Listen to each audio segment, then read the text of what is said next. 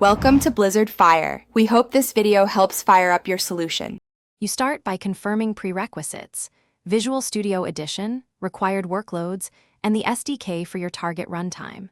Create a new project now, pick the correct template, and name the solution so organization stays consistent. Once done, set the target framework and platform. This avoids runtime mismatches later. Make sure to add any new Get packages or project references you need at the outset, because resolving dependencies early prevents build failures down the line. Next, configure how your program builds and runs.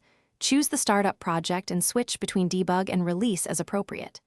Set launch settings, add command line arguments, environment variables, and the working directory so runtime behavior matches expectations. Connect the debugger, place breakpoints, enable watches, and configure exceptions to break on.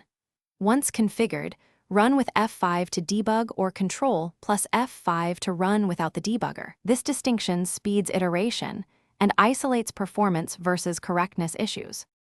Finally, run and validate your program.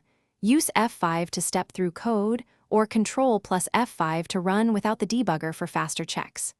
Execute unit tests from Test Explorer and review failures. Code coverage helps pinpoint gaps. If something goes wrong, first clean and rebuild the solution, then verify new Get packages and project references. As a key troubleshooting tip, attach the debugger to the running process to inspect state and call stacks.